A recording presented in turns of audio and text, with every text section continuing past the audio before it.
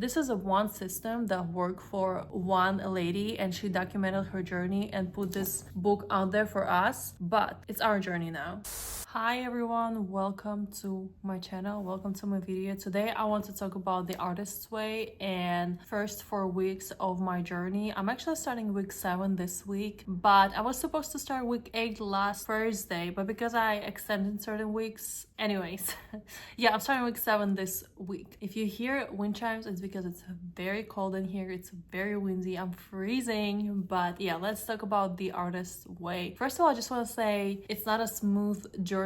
I have a lot of conflicting opinions about it, but yeah, maybe I'll talk about it today, maybe I'll talk about it later. First thing though, I want to say that if you haven't done the artist's way, I don't think you should be watching this video. I think you should just turn it off, or if you just completed first 2 weeks, you can watch my opinions and what I did for the first 2 weeks, but in general, just don't watch the weeks you didn't complete, because I don't want my opinion to influence how you will continue doing these challenges. And I have not watched any videos before I started doing my journey, so I think it really helped me to go into the exercises and reading with a more or less sober mind. So yeah, that's my first advice. So first of all, per usual, I have my book and I have my journal, my notebook. I want to show you my map just to actually prove that I am starting week 7. Yes, I completed 6 weeks. It's actually so surreal that I'm already halfway. It's just so interesting. Anyways,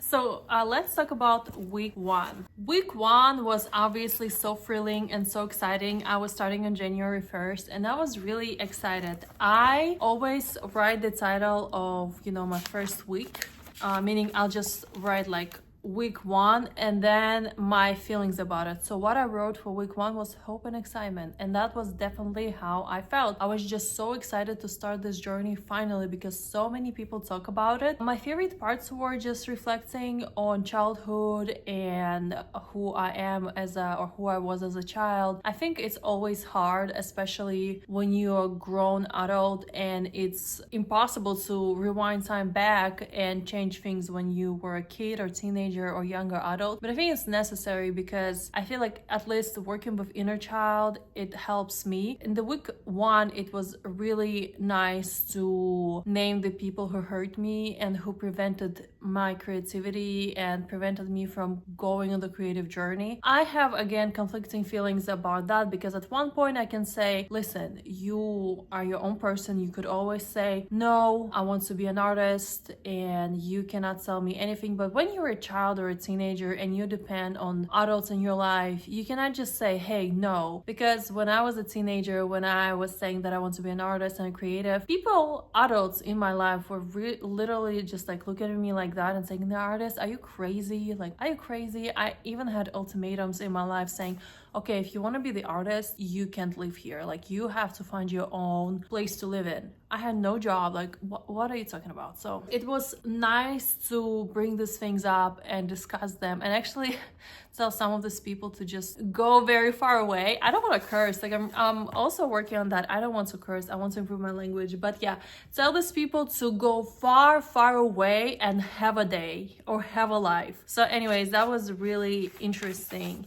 I even brought up certain things that I did not expect to discuss, and I had no idea they impacted me so deeply, and they impacted my inner child and my creativity. So that was really, really, really interesting. Another part that I loved about that week is that I was really working on my blurts, or like negative thinking or negative patterns. It's also interesting to me that when people who work with affirmations start talking about, yeah, you need to work with the affirmations, very rarely they mention that you also need to convert your negative patterns into positive. Now I do it a little bit more often. I actually write like a list of negative thoughts that I have, and then I convert them into positivity. So that was definitely a positive aspect of chapter 1, just how many negative thoughts I have and self-doubt and negative self-talk, it's really upsetting. It's really upsetting. So yeah, that was actually very nice to work on. And then at the end of every week, I usually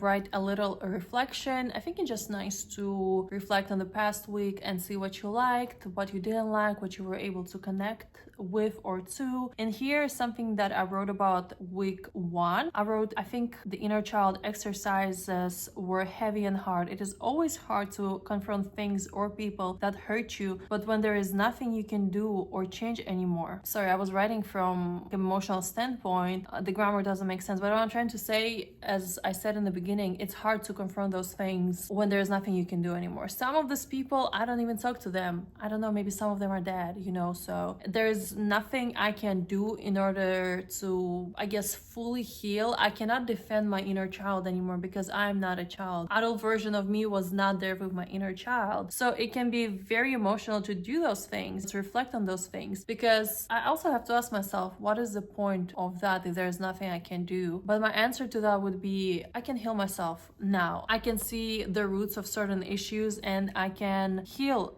myself. Okay, week 2, I named curiosity. And in week 2, my artist day, I finally went to the art museum. I always promised myself that I will go to the art museum by myself. I don't know why. I was so scared to visit the art museum. I literally went inside and that negative self-talk started. I started saying to myself, actually, I'll tell you later. But anyways, I started saying to myself that I don't deserve to be there. I'm not creative enough to be in the museum. And then I was shocked because where are those thoughts are coming from? You don't have to be an artist or you don't have to be a creative to go to the art museum. Anyone can go to the art museum. But what I wanted to say is the funny thing is the voice of that negative self-talk. It's like this, I picture that creature who says that. It's not me, because actually I love myself, or I try to love myself. But that negative self-talk, it's like a combination of everybody who bullied me or who was mean to me or who misunderstood me, etc. So who doubted me. And it's like this shadowy person who kind of looks like that guy from Despicable Me, only he's thinner and taller. And so I named him Bob. And sometimes when I start, or like when the negative self-talk starts in my head, I just say, shut up, Bob. Like, no one wants to listen to you, Bob. Just shut up. So yeah, I don't know, maybe naming your negative self-talk can help you, because it does help me and it brings smiles to my face. Another exercise that I found interesting in week 2, it was 10 tiny changes. It's funny because when I started that exercise, I missed somehow tiny in that exercise, in the description of the exercise. So I started coming up with big changes, what I would like if I would look in the future. And it's funny to me because it's so much easier to dream and daydream, and it's so much easier to say, what, one of the changes that I'd like to bring into my life is I'd like to live in the mountains. It's awesome, but how do we get there? When I actually reread the exercise, I realized that it said 10 tiny changes, something that you can do now or at least this week, and it was way harder to come up with 10 things. So I found it was really interesting because, again, I realized and I learned that I'm actually a daydreamer, which is honestly so exhausting, and it just consumes a lot of my time, and a lot of my time I'm not in reality because I just daydream. But it's a sweet reality, right? You can daydream about anything. You can be the most successful, the best person in your dreams, but when it comes to reality, we actually have to work on those things. We cannot just become, successful or a great person or a cherished member of our community. We have to work on those things. So actually writing down small things that I can improve in my life, or little things that I can bring into my life to be a better person, that was interesting. And I found it also interesting that it was hard. I like that in this book there are many exercises that talk about smaller changes. She talks about doing something now and here where you are, and I think this is nice. Another thing that I enjoyed from week 2 is life by exercise. It's funny because every year in the beginning of the year I actually do that, and then every 3 months I see where I am and I just track my progress. However, I think just following the given areas that are in the books is kind of stupid. I think we have to define our own areas. For example, friends. I don't have many friends, but I have acquaintances, and people that I'm in contact. It's very hard to build or find new friends as an adult, especially when you moved to another country. And I tried, honestly. I have witnesses to that. It is hard. So when I put friends in my life by, yes, it was very low. But then I renamed it to like acquaintances or a community, I think. And all of a sudden it went very high because I'm very satisfied in my community and my communication with other people, because I am with people a lot. Although I stay at home a lot as well. I am a homebody. But as an introvert, I have more than enough communication with others. And this is a theme that I noticed, at least for me, for this challenge or the Artist Way book, is that you have to bend certain things for yourself. We're all unique and different. We're not just one person who have, the same personality, who have the same hobbies and have the same needs. So sometimes there's an exercise, and I view it as a foundation, and you can build upon it, you can break it, you can change it, but just following it blindly, I think this is not smart, because this is where the burnout and dissatisfaction with the book comes from. So I think definitely change things. Now let's go to week 3. Okay, week 3 I named interesting. So again, doing a lot of childhood reflections. It was very nice. I love doing that kind of things, and that week was packed with that. I actually extended that week because I felt like I didn't get what I wanted to get from the week. And another part that I liked about it was talking about my accomplishments. Again, I remembered things that I did not even remember about, and I felt so good about myself, because as someone who does not love to talk about my accomplishments, my strengths and my positive aspects, I know who I am when it comes to work and doing certain things and my skills. But talking about the accomplishments is always hard for me, because I compare myself a lot to others, and this is another thing that I work on. So it was fun to actually bring up those things and remember my accomplishments from childhood, because I always thought that I did not have any accomplishments as a child or as a teenager, and I actually did. It was just so funny. One of the funniest things that I remember, first of all, I tried to join a political party in Riga when I was like 17. That was weird.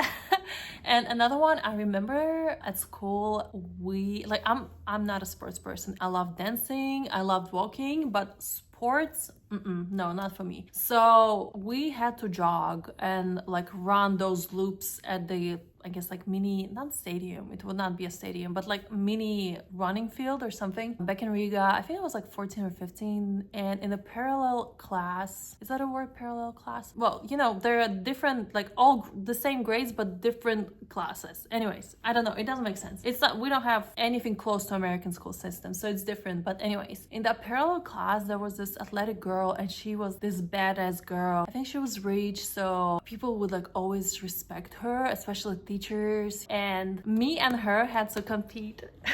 Oh my god. And of course everybody thought that she will be first. Crucial mistake she did. She started running fast from the start, and I was just like minding my own business, and I think we had to do like 3 loops or something like that. So who do you think won? Me, and by a lot. So I don't know, I had to laugh at it because I forgot about it completely. But I remember just everybody was so shocked, and how pissed she was. Yes, girl. Yes. So I know, and my husband tells me that I have like athlete qualities in me. I throw very well, like I'm strong. So I don't know, Olympics 2030, I'm coming. But yeah, anyways, so that was actually very fun to reflect on the accomplishments. I think I need to do it again because this is just so fun. Maybe I have to take like every decade and reflect on the accomplishments in each decade. So I think that was very nice. But I did feel that starting from week 3 and now going forward, I started to feel that the text I read in the chapter and then the exercises, they don't align. I felt like I read text and then I expected certain exercises, but the exercises were completely something else. And that's why in week 3 I felt like I didn't get what I was maybe promised in the text and the chapter itself, and that's why I extended it. But then again, just like with week 6 that I just completed, there's only so many times I can extend it. I need to move forward. I did the exercises, I read the chapter, there's nothing more I can do than that. Okay, and we're finally moving to week 4. It's deprivation week. Everybody was talking about it. As I mentioned, I'm in the chat chat on WhatsApp for the artist way, so everybody was talking about it. I was a little bit nervous about it. I finished reading the chapter and I realized she only talks about not reading books when it comes to deprivation. And I found it interesting because books don't distract me. What distracts me is scrolling and phone and watching YouTube. So my deprivation week consisted of not watching YouTube video, barely listening to any music, not scrolling, not using social media, but I still read books. This is when I truly started feeling that 𝗙𝗢𝗟𝗪 is a very privileged lady who thinks her way is the way, and maybe I missed something in the introduction. But stating that reading, and okay, I understand that book was released in 1990s or something like that, but stating that books is the only thing that is an escape for a creative person is kind of weird. I wish the book was edited to reflect our modern times and be more appropriate to modern people, because again, I think social media truly is, and just scrolling on internet and watching things like Netflix or YouTube, those are the things that really distract us, especially if you're creative, you're on social media, you compare yourself, you think you're not good enough. So I was really confused by how confidently she stated that just stop reading. Also, another thing that I found interesting that she so confidently stated is that when people in her classes learn that they cannot read, they throw like tantrums, and she tells them, no, you cannot read, even if it's for school, even if it's for your work. And I just imagine a modern person, a modern student being told not to read for a week. We are all adults. We have assignments. We need to read our emails. We need to do reading for work. So that's when I started thinking that 𝗙𝗢𝗟𝗟𝗪 is a 𝗙𝗢𝗟𝗪 is a very privileged lady, and that's okay. I don't know her life story. Let's assume she worked very hard for where she is now. Great for her. But I wish this book actually was applicable for a more diverse audience. Another thing that I wish is that this book had something like, okay, you definitely cannot stop reading for your work or for your studies, then you can do A, B, C, and Z. And you may say, but Julia, we can all come up with these ideas ourselves. That's true, but I feel like if you are a reader of a book like that, these little details can put you off. A lot of people stop reading this book because it refers to God a lot, despite the fact that in the introduction she talks about replacing the word God with something else, and that when she talks about God, it's not actually the God from the Bible. So yes, while we can rewrite the things, we can come up with our own exercises, I just feel like this book was written from a very privileged point of view, and the writer did not realize that there are various people who live very different lives, and a creative is not just someone who lives in LA and has plenty of time. They're creatives that live in all areas of this world, who do all kind of jobs. So I wish there was more accessibility. That's what I'm probably trying to say in this book. So with that being said, I wrote for week 4 is apply what is needed to you, because again, as I mentioned, we all have our unique needs. We all have our schedules, our jobs, so we really need to adapt what we can to our lives, and we don't have to complete all the exercises. I feel like if you cannot complete all the exercises, just focus on what you can do and move forward. I did not do the extended date. I could not just say, arrivederci, I'm going to the beach or something like that, or to the mountains. There's nowhere I can go. I live in Raleigh. I work in Raleigh. Like, the vacation was not planned. So yeah, I did not do that. I did the film classes, actually. That was my artist date, 2 days. It was unfortunately virtual because of the snowstorm that we had, or ice storm that we had in Raleigh. But it was actually a lot of fun. I was going back and forth on doing that. And by the time that I decided I want to do the film classes, they were sold out. But I told myself, let's contact the theater that does those classes and see if they will be able to enroll me. And guess what? They were able to enroll me. So I also kind of learned and practiced that if you never ask, the answer is always no. So I did ask, and the answer was yes. I was really happy about it. It was nice to talk with people and just see other people's ideas. I think it was very inspiring. Another thing about week 4 I want to say is that it was nice to define the space that I want to have for myself. I'm actually working on making a rug from old t-shirts.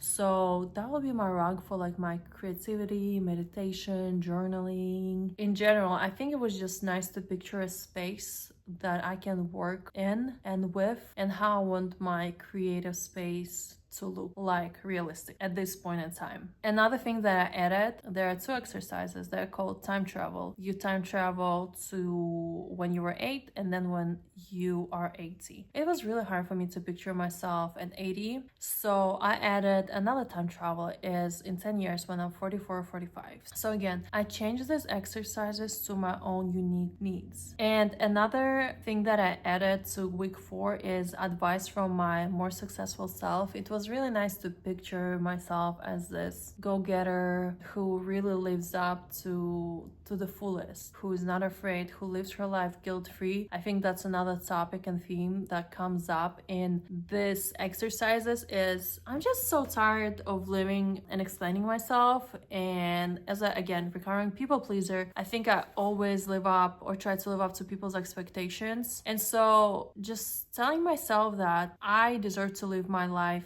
guilt-free, I deserve to create guilt-free and feel-free. I think this is just so nice. I've been working on my people-pleasing tendencies for a very long time, and yet we're still here. But everything that it has been done before, it's still a progress, at least in my eyes. But it's still very hard because you cannot just wake up and not be a people pleaser. Just realizing that I want to live my life guilt-free and I deserve that was eye-opening. And another thing is that I realized when I was doing all the affirmations is that I don't believe in myself, and I start writing my affirmations this way now. I believe that I deserve, I believe that I am, because before that I would just write I deserve or I am, but then I realized I don't believe in this thing, so I don't believe that I actually deserve those things. And so working on my belief system in myself, again, that's a journey, but that's also a positive thing that came from this experience. So in conclusion, I just want to say that be aware of what you're reading and how you can apply it to your life. If you need to change something, skip something, bend something, do that instead of abandoning it. Don't abandon, just keep going. If you cannot complete morning pages, don't do it. I advocate for the fact that if you need to do evening pages, do that. If you can do just 1 page, do that. Don't push yourself too much and don't stress yourself too much. I think pushing yourself is always nice, but we also have to know our boundaries. So again, be aware of what you're reading. This is just not one system for everybody. This is a one system that worked for one lady, and she documented her journey and put this book out there for us, but it's our journey now. So we can bend it and we can change it the way we want to. My opinion is that 𝗙𝗢𝗟𝗟𝗢𝗪 wrote this book with good intentions, but she's a very privileged lady, which is fine.